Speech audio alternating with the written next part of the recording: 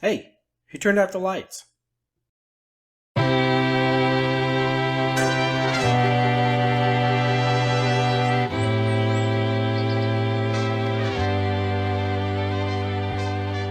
Well, hello there.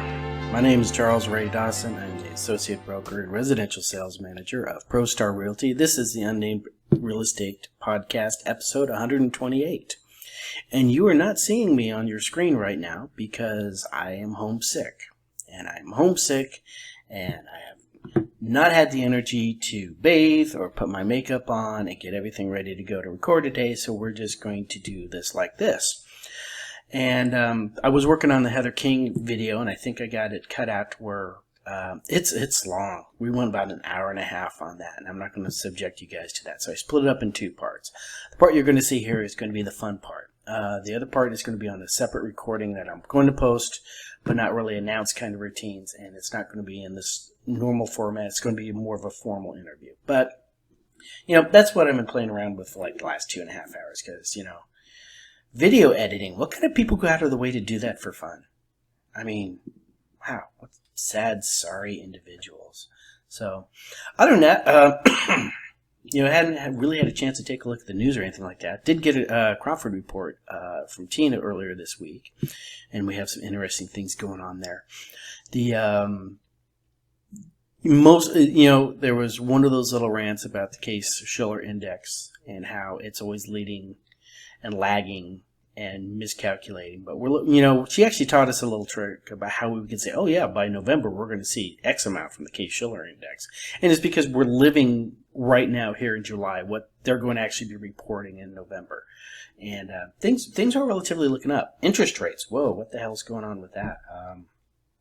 We're still in the sevens, so we need to start seriously taking a look at all the, from a marketing standpoint, real estate agents are going to start talking more about the tax benefits of being able to write off your interest on your taxes every year if you, depending on the way you file. And our sales are down. Our inventory is a little bit down. Let's go to the numbers, and I'll just lock you in on this real quick, and we'll continue on a bit. So what we got going on, July 12th, 2023, actives this week was 11,131, down 39 from the week before. New listings was 1,664, which is up 136. Our contracts were up to 2,148, going up 148. Closings last week was 1,438, which is not keeping escrow officers happy. Coming soon to an MLS near you is 579. And I'll let you guys know our supply dropped a little bit to 49.3, but our demand dropped more than that to 80.3, putting our Crawford Report Index at 162.7. So we have a lot of red when we come into the city areas. We still have Chandler sitting there at over 322 on the Crawford Index, okay, and they're still average month over month up 11% over the last one. But as you can see, Peoria, Tempe, Cave Creek, Surprise, Goodyear, Phoenix, Gilbert, Glendale, Fountain Hills, they're all starting to trend a little bit less. Now, they're still in sellers markets, but they're starting to back off a bit. But check out Buckeye. I seem to remember they were 99 last week. Now they're 102. They're still creeping up. Maricopa is still moving up. Queen Creek still moving up, right? So everything outside of Buckeye we would consider in the seller's market, with Buckeye being the only balanced market out there. We are going, keep saying, we are going into the summer doldrums here. That means things start slowing up. Things start getting slower. A lot of vacations start happening right about now.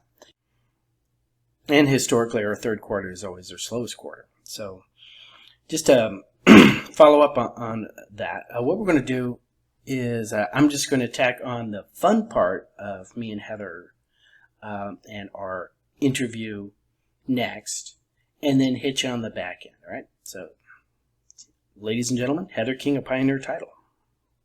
Okay, that's going to be the end. Let me take the time real quick on that so I can lock it in my head, how long I need to find the edit point. Now let's ask the fun question. Okay. What's the worst escrow you ever had? That was mine. Aside from yours. Aside from mine. Aside from yours. So I don't want to name names because I absolutely love all of my real estate agents. And it wasn't a horrendous transaction because of the agents that were involved, but it was, again, because of a situation with the property. So we had a situation with some vacant land where we had an LLC that owned the property. Within the members of that LLC was another LLC, as well as, I want to say, like maybe 30 to 40 individuals. Now, when they took title to the property, I want to say it was, and again, I'm going off a recollection here. This is one that happened a few years ago. But when they took title to the property, it was, I think, back in the 80s, when, again, the LLC bought the property, and under the LLC, there was another LLC, and then also several individuals.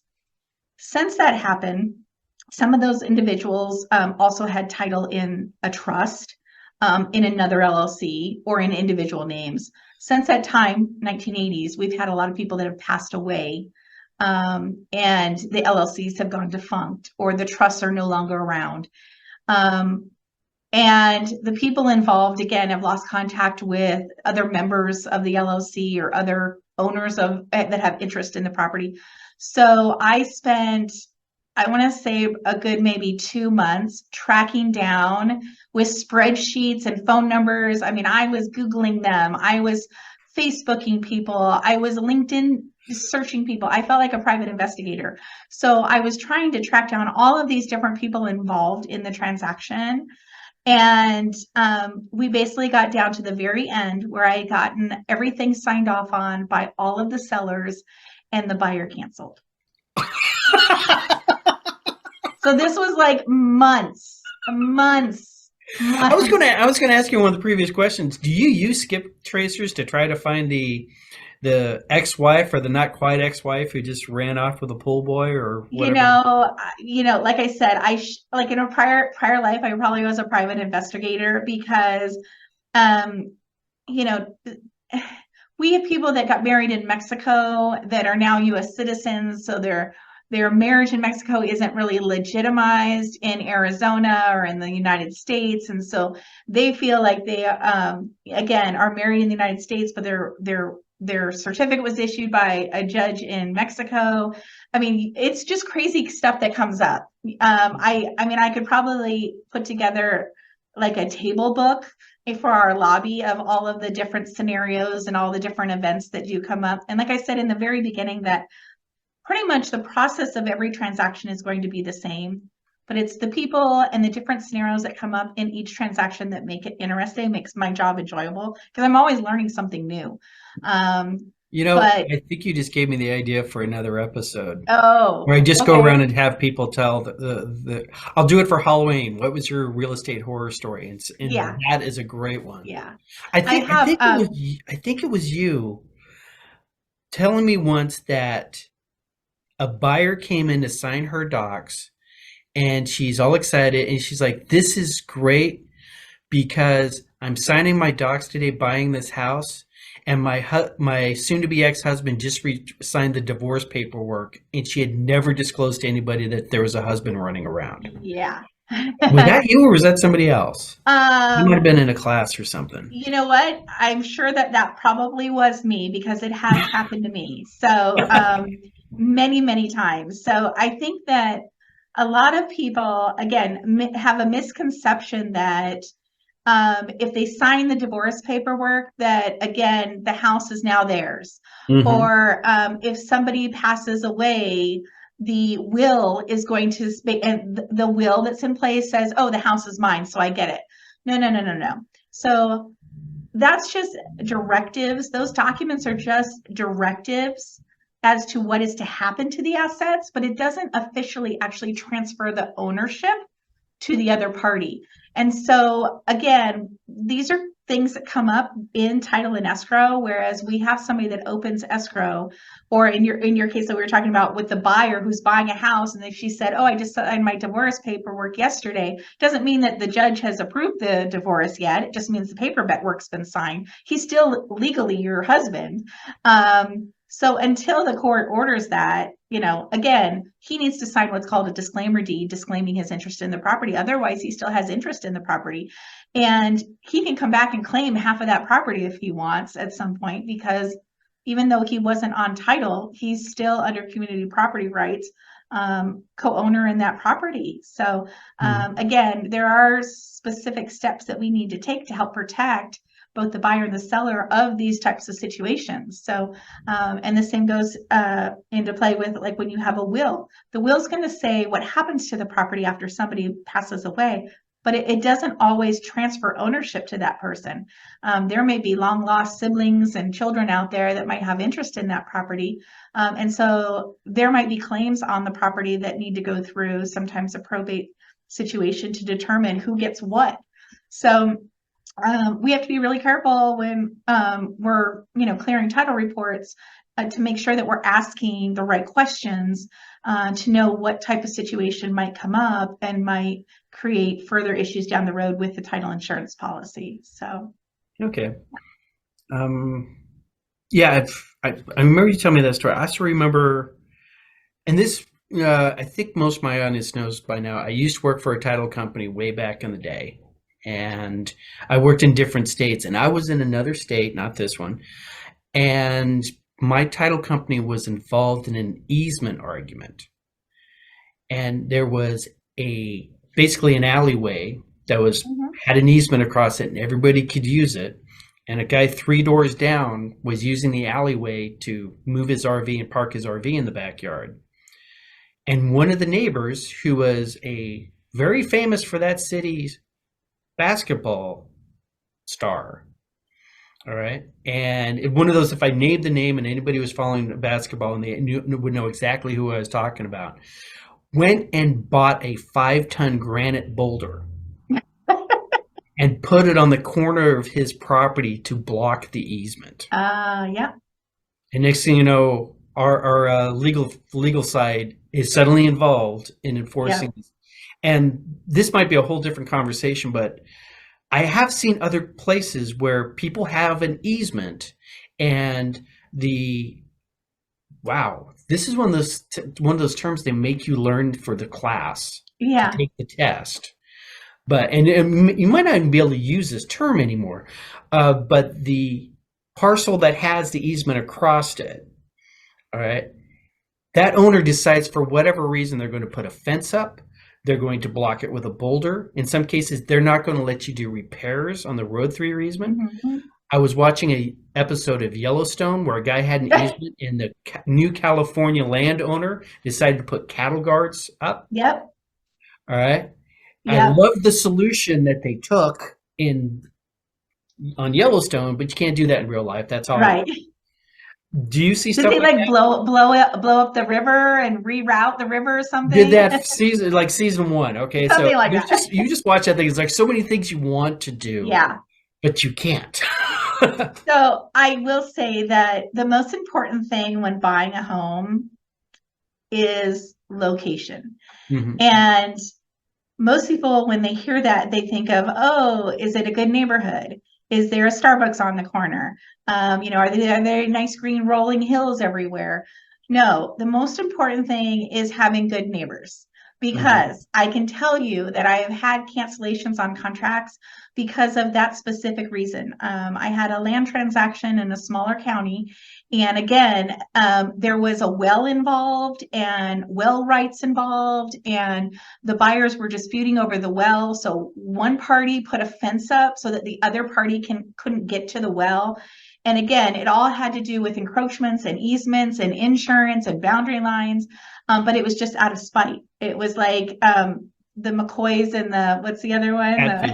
The Hatfields and McCoys. I mean, I can see this happening, This is the West. We shoot people over water rights out here. Yeah, exactly.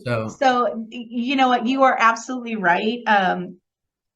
There are, like I said, easements that are filed. I mean, the government has a right to file an easement to run maybe an electrical line or phone lines or water lines, things like that. But if you have, especially in the rural areas, if you have land transactions or transactions that are in rural areas where there's maybe no what we call ingress or egress to your property without going over your neighbor's land, usually there is a recorded easement in place where your neighbor's allowing you to cut across, a portion of their land to get to your house. But yes, we do run into situations where people can get spiteful and they can block that, whether it be like in Yellowstone or just here in the Wild West. It does happen. So Okay. So let's see. I think we covered all my major questions and everything like that. If I did not ask this question because I don't even want to broach the subject, but if you have a FSBO, which for the audience is a for sale by owner, it's a guy who does not, I've already done many FSBOs episodes, so we won't go into details on that. Yeah. And a guy shows up to buy their house, and they run down to, Office Max. He gets in. They sell how to sell, real estate contracts there, with usually a page and a half. Right. And then they show up at you and saying, "You want you to handle this transaction." Is that much different than a normal transaction involving real estate agents? Is it more complicated? There's pros and cons on both, to be honest with you. The situations and the challenges that arise out of a for sale by owner is that initially everybody's on the same page. Everybody is, happy, and this is going to be a great transaction. We're not going to have to pay our real estate agents, 6%. We're all saving money on it. But then what happens is the buyer. Does the buyer really think they're saving any money? Yeah, sorry, that's editorial okay. on my part. No, it's okay. So then, the buyer goes to check out the property, and the seller's like, well, hey, I really put like these high-end appliances in, or I put all this extra, special items in the marble and granite and in the kitchen, and this beautiful jacuzzi bathtub. So I'm going to take those items with me when I go. And the buyer's like, well, no, when I signed the agreement with you, that was all in the house. You can't take that with you. So you have nobody there to mediate disputes that come up. You have nobody there to negotiate by saying, okay, you can go ahead and take the marble countertops, but you need to give me a credit for $5,000 so that I can go buy my own granite countertops after transaction closes. There's really no third party or agent that's representing you to do that.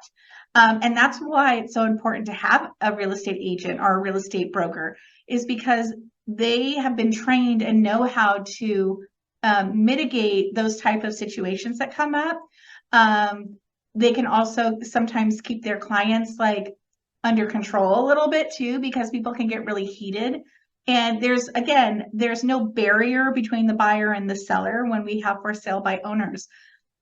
There's nobody to explain what the title and escrow fees are going to be. A lot of times they open escrow and they just think, okay, I'm going to sell the house for $300,000. That's what I'm going to get is $300,000. They don't realize there are all these additional fees as far as title insurance policies, escrow fees, recording fees, maybe HOA fees, maybe liens and taxes. So when they go to sign the documents at closing, they realize, wait a minute, I'm not supposed to be paying all of this. The other party's supposed to be paying all of this. Well, the other party comes in and says, no, I'm not paying any of this. You're paying all of this. So again, without having a real estate agent there to educate them on not only the process, but also the fees, the terminology, all of that. It's, like I said, sometimes paying that real estate commission, not sometimes, but most of the time paying that real estate agent commission is far more valuable than saving a few bucks, because it's going to save them and alleviate a lot of issues that can come up. If one person breaches, again, when you're in a transaction with real estate agents and you're using a traditional contract, there are instructions as to the process of what happens when somebody breaches. Like there are step-by-step instructions. When you're working with for sale by owners, they're buyer and sellers, they're not using a traditional contract. They're usually sometimes, like, again, something printed from Kinko's down the street, or some type of sales agreement that they've put together themselves. A lot of times that sales agreement is missing details. It's missing the deadlines necessary for the buyer and the seller to act on certain things. And so without those instructions and those directions, a lot of things or a lot of things can be misconstrued, misunderstood, left out in the open.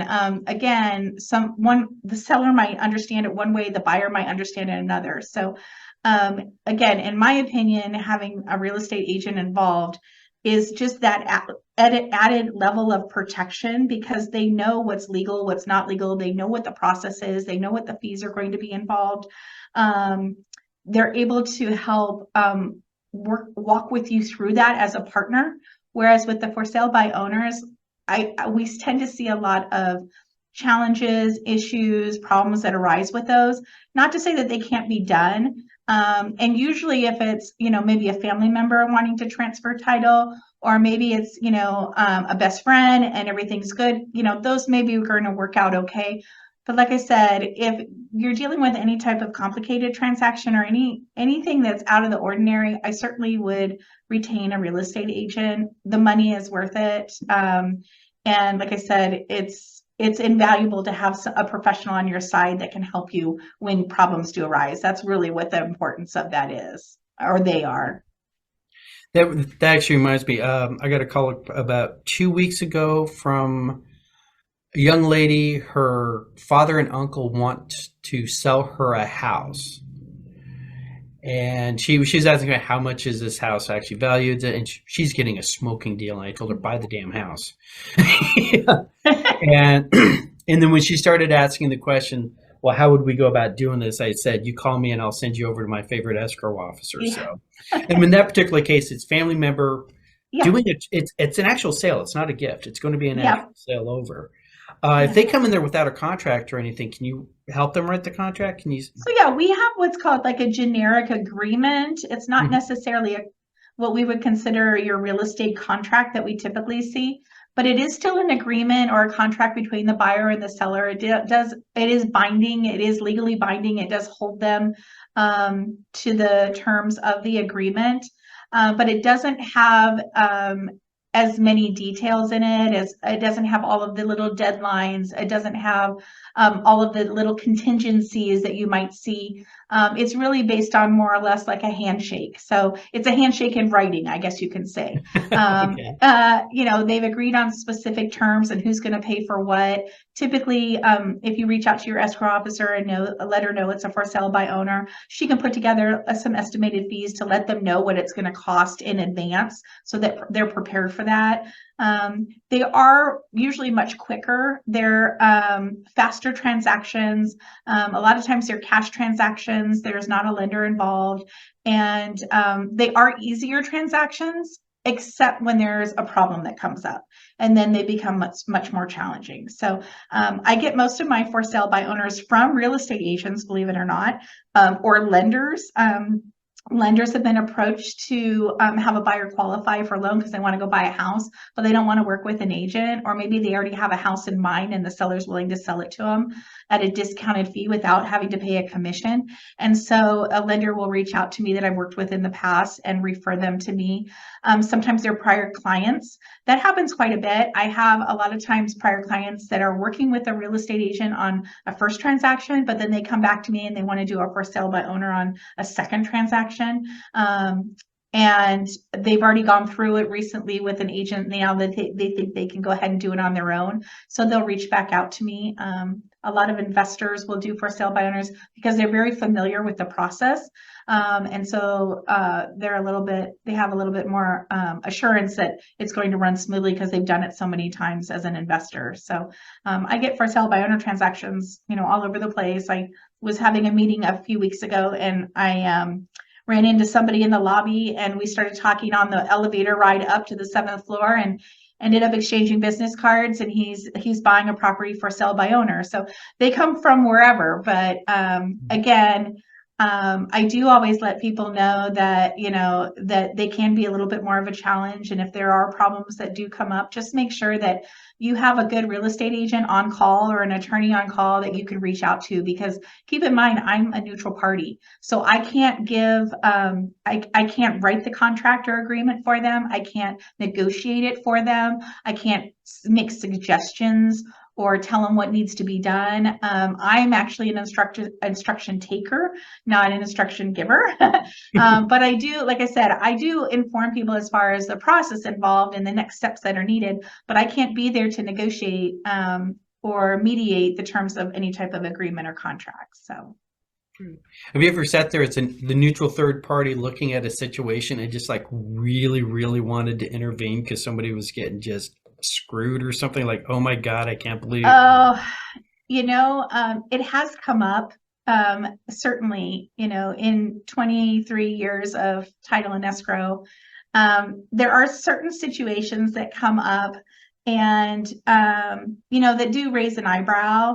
Again, as a neutral party, if I were to intervene and step in and say, oh, you're being overcharged for this, or this isn't right, then I could certainly get in a lot of trouble for that, not potentially even be sued. So that's not really my place. My place is to make sure that if they're willing to pay that price for a property, even though it may not be worth it, they're the ones that the buyer's going to be the one that needs to reach out and get an appraisal done. They're going to want to get the inspection done, and they're going to want to make sure they get title insurance to make sure there aren't any issues on title. So they really need to do their due diligence. If they're willing to buy a property without having those things done, then they're going to be the ones running the risk of, again, running into problems down the road or buying something that's overpriced. Unfortunately, like I said, yes, I have had to bite my tongue on certain situations, but again, if I felt like there were fraud being committed on the transaction, then I still have a duty to the transaction, and I would raise that to my escrow administrative staff to help advise me on how to proceed with that. Again, we are always looking for fraud, especially with sales and purchases. And as I mentioned, with the new thing is the land transaction. So we are always on the lookout for fraud. And if I felt something was being committed, I do have the right to resign from the transaction and just let them know it's not something I'm comfortable handling and or insuring either. So yeah. Okay. I think this is going to be my last question. This is one I didn't put it on the list of what I sent over to you, but it's been rattling around in my head. Without naming names or brokerages, page 8 of the contract is blank because real estate agents can write stuff in there. What's the silliest or dumbest or mind-boggling thing you've ever seen written into page 8? Oh. Somehow escrow is supposed to deal with it.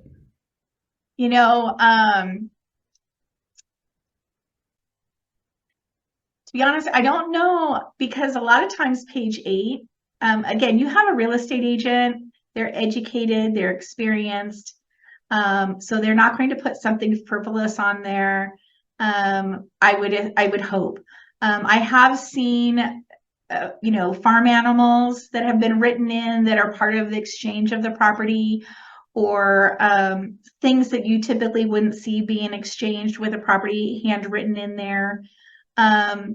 Some of the things, though, that I do see are when they write in things that contradict the contract itself.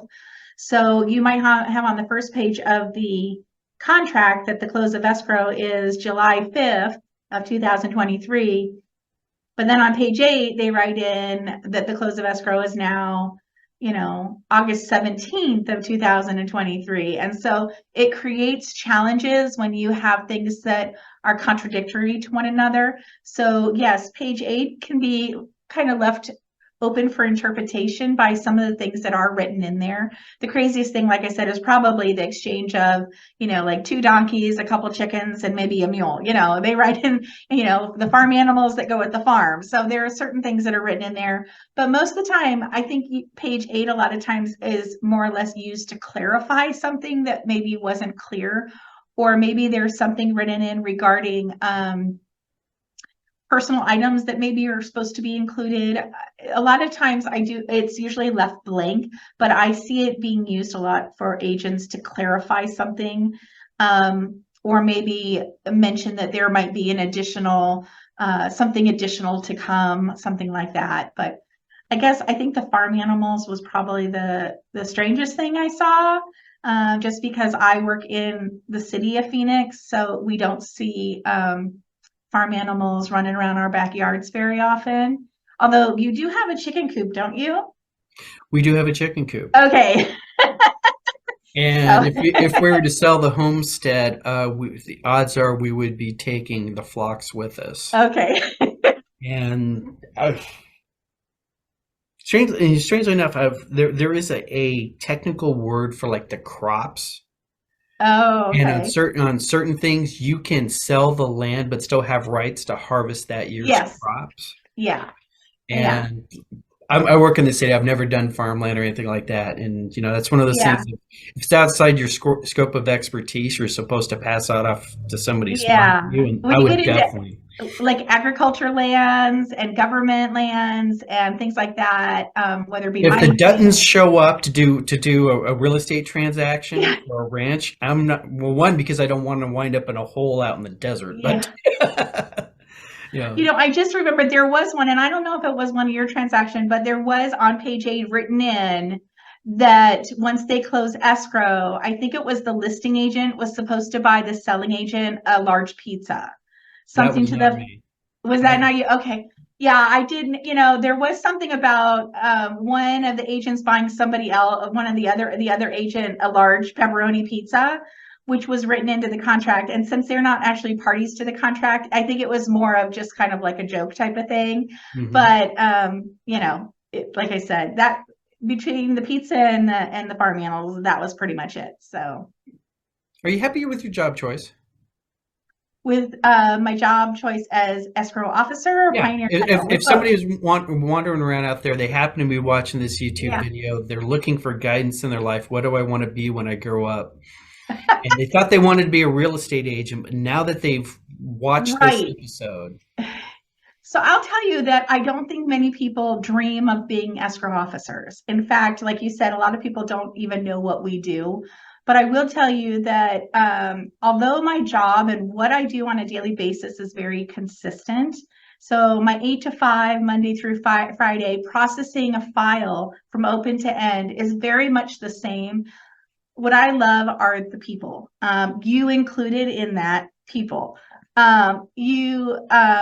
Seeing first time home buyers come in and the excitement that they have when they're buying their first house, the emotions that come with that, the stories that I hear about, oh my gosh, this was my grandparents' home and then my parents bought it and now we're buying it from them, and it's been after you've been in the family for generations. Or even some of the sad stories. I have a gentleman that I'm working with that I signed him last week on Friday, actually. He's 77 years old, and it's a little bit of a sad story, but it has a good ending.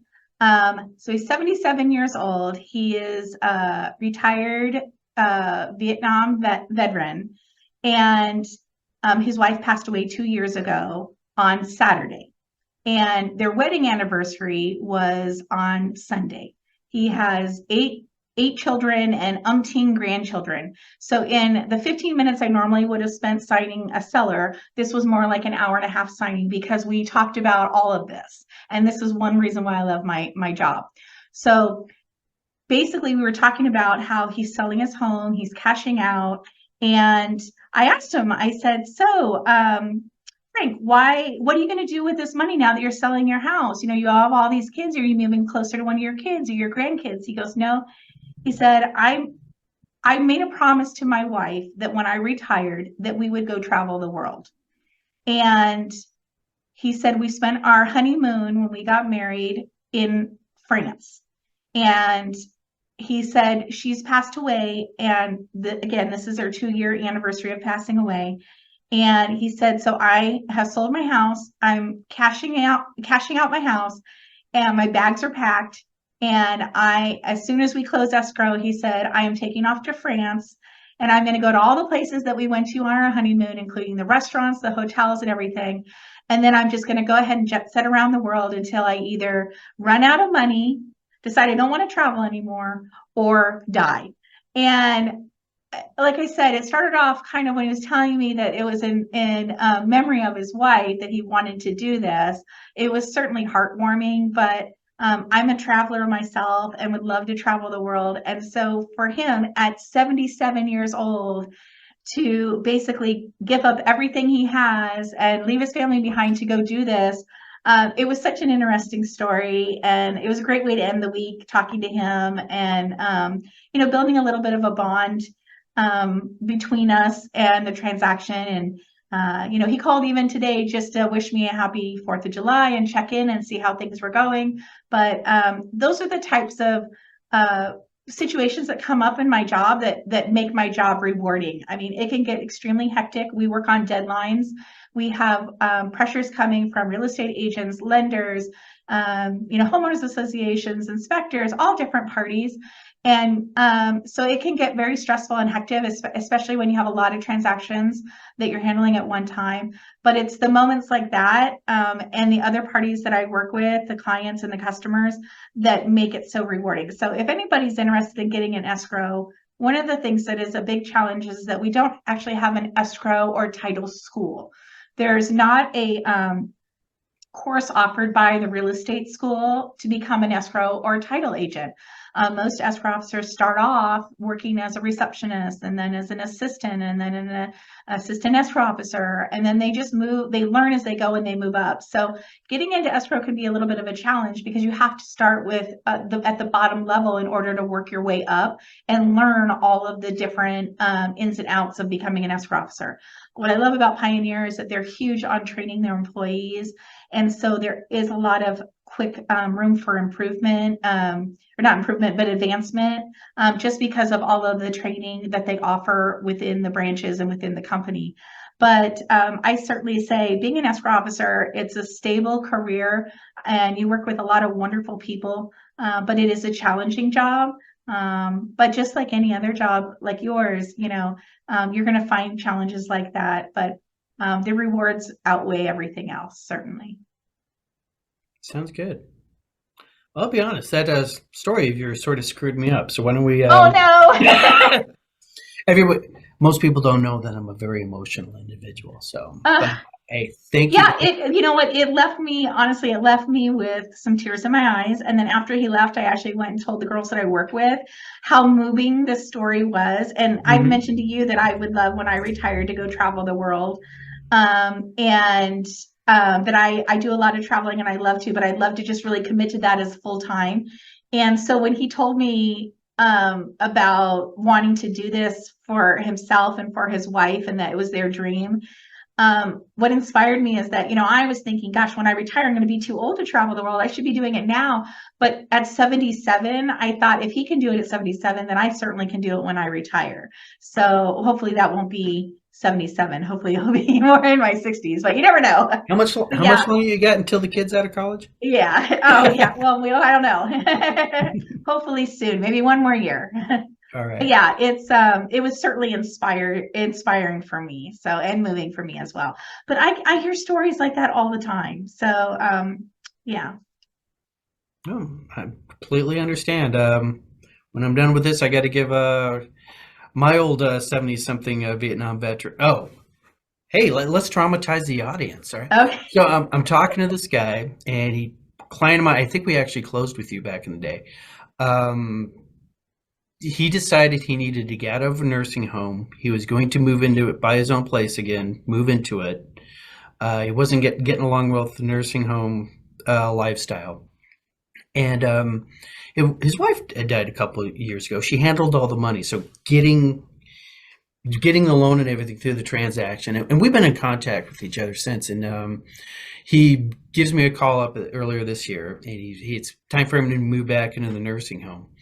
And, old guys like to talk. I like to talk, so I'm talking. Yeah. And he calls me up on Saturday, and he asked some questions. I talked to him. He goes, "Hey, can I play you a song?" Right? Because he loves music. So sure, play me a song. And he plays this Eric Clapton song, sings it. He's got a great blues voice. And he goes, "How was that?" I said, "That was really good." Yeah, I want to perform on a stage. I'm like, "Really?" He goes, "I've always wanted to perform on a stage. I got some songs together." And I'm like, "Well, you got 3 sets, could you fill like an hour and a half, 30 minutes, 25 minutes a set, 5-10 minute break?" He goes, "Yeah, I got them down. I'm getting pretty tight with them." And I'm like, "That's quite a goal you want. Why do you want to do that?" And he goes, "I've always wanted to play on stage. And if, I think if I can do that once, it means my life was worth something." Oh, And I'm like, I heard trumpets in the background and banners yeah. came up. This is my new freaking crusade. In Okay. fact, I'm going to go out and I'm going to visit him tomorrow, and I'm getting in contact with some of my performer friends. It's like, I want to find Yeah. this guy a stage. It can be a coffee shop. It can be anywhere. He's got 3 sets, 3 tight sets. And I explained to him about the whole concept of sometimes you're just there in music and nobody's going to pay attention to the entire time. And that's all he wants. Yeah. So Yeah. if anybody out there has stage space or anything like that, Well, part of what we do, Ray, is making the American dream come true. I mean, through home ownership, but in other ways as well. And that's a big part of what we do. So whether it be the home ownership dream or another dream, like you said, of, traveling the world or playing on stage, we're both, similar in that we wanted to help make those dreams come true for others. So, yeah. And some people need to get out of a nightmare and divorce that guy and sell the house. Yeah. That too. Yeah. That too. We're here to help, right? We are definitely here to help. Heather, thank you very much. You're And I'm welcome. going to end this. I think we ran long. Well, I know you can kind of cut it down a little bit too and take out places where I was rambling and didn't realize what I was talking about. And be No, like, you were super let me solid pull through this back. you were super solid through the whole thing. And what I'll do is I will edit the way I think it should be edited. Like I Okay. said, there'll be 2 copies. There'll be my copy with like The this PG end part. version and Yeah, the PG version. well, just the first part we're very serious. We have our serious Yeah. on, and then afterwards, I'll cut out, like, I'll probably drop this whole bit right here, and Yeah. then we'll just I'll let you look at them first and Okay. give me any kind of feedback, and I can edit it a little bit more, and then like I said, not tomorrow, but hopefully by next Thursday's drop, I should Yeah. have that all done. All right. I know it takes a while to go in and do the editing and, put like sound effects and music and all that. I don't do the sound effects, That's but funny. when you're talking about when the taxes and everything come due, I might have a graphic overlay right there. Okay.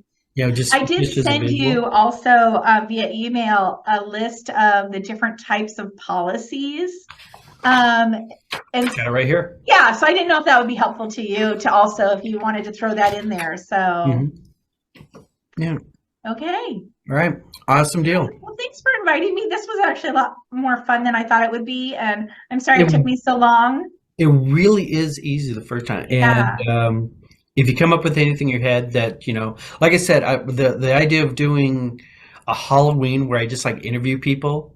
Oh my Tell me gosh. your horror story, your real estate horror story. Yeah. It's like, what was your I know. scariest transaction? That kind of stuff. And I wish I had, like I said, I wish I had written some of these stories down and made a book out of it. I mean, I've had a lifetime of the crazies where people they come and open escrow on an apartment complex that they don't own. They just are a renter.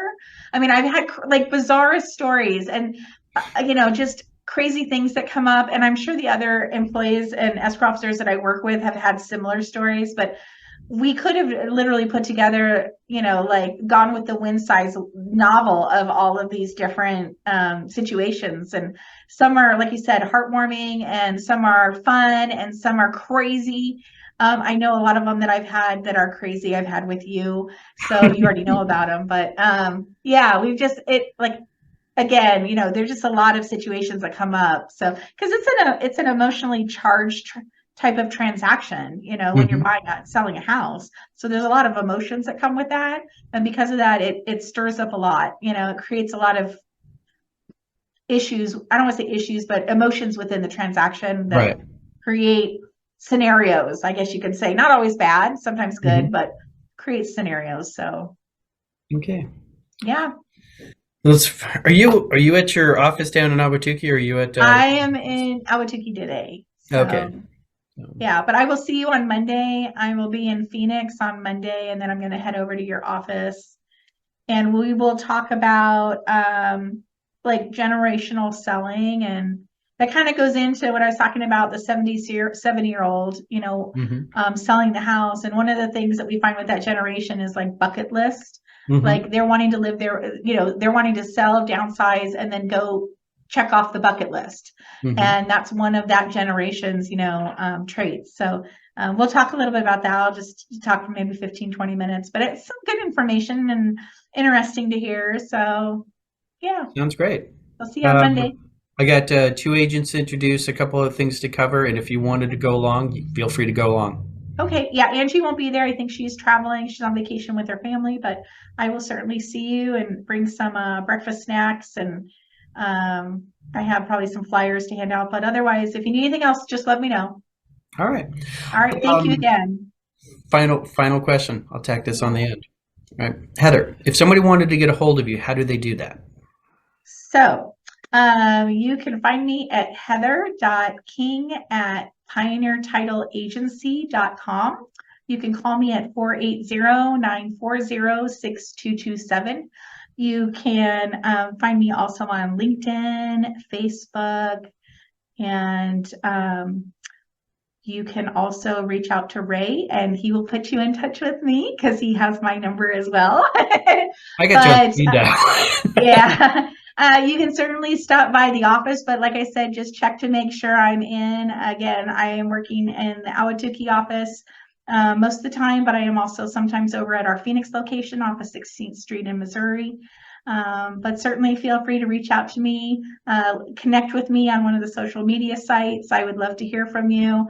Love to hear about your stories of buying and selling properties and experiences and things like that, and answer any questions that we maybe didn't touch on. Like I said, escrow and title is really like, a 10-week course, and we narrowed it down to just a little bit of time here. So I'm sure there are a lot of questions that do come up, but you're welcome to reach out to me for estimated fees or questions about properties or transactions, things that maybe we didn't touch on today. All right. Thank you very much, so Heather. much, Ray. You have a great day. You too. All right. Bye-bye. All right, and that sort of wraps that up. I think I talked to Heather when I first started this thing over 2 years ago, and I'm really happy to finally get her on. And I was really pleased with that way that went out. So the other part you're going to see, it's a lot more formal. She even comments a couple times, and I edited that part out about how serious I was through the interview, at least serious by my standards. And but if you are out there trying to, this is going to be one of those weird things. You're out there trying to find yourself a career or something like that. Say you're about 18, 19, 20 years old. Going down to an escrow company and starting as a receptionist is not a bad gig. I have met plenty of branch managers who are making good money who started at the reception desk. And hell, I know some commercial escrow officers who are making great money who started at the reception desk. So it's one of those few careers out there you can pretty much just walk into and get going at. You got to do your time on the streets and everything like that, but you will move up in the world. And if you're one of those weird people, I actually thought I wanted to be a title officer once upon a time because the actual title work could get to be a lot of fun, especially when you're trying to track something down. But it's also one of those industries, at least on the title side, the title research side. I remember many, many years ago, back in the 90s, sitting there and had a title officer sort of show me what they did once off the old TRW report. And I just thought to myself, one of these days they're going to come up with a computer that can do all this. And anytime you hear anybody come out there and say, oh, AI is going to take over the real estate industry, I'm not so worried about it on the realtor end of things, but title companies, I know for a fact a couple of the major players did try to automate their title searches, and then they tried to offshore their title search, and it didn't work out too well for that, but I don't think the technology had matured enough for that. And so maybe on the title search, especially, lot and blocks, that kind of stuff, very suburbia kind of title searching. that could probably be automated. But the escrow side, where you have to have that human influence, unless the Japanese can invent the perfect nurse bot that can take care of patients and deal with all their trauma, you're not going to see a lot of escrow officers get replaced by bots. So, that being said, I'm going to wrap it up, try to record this thing, and maybe get a nap in. So you guys have a great weekend. You know the routine. Watch your children and pets around the water. All right. Work your circles. Monsoons are coming. All right. So don't drive into anything flooded. Have a great weekend, and I'll see you guys next week.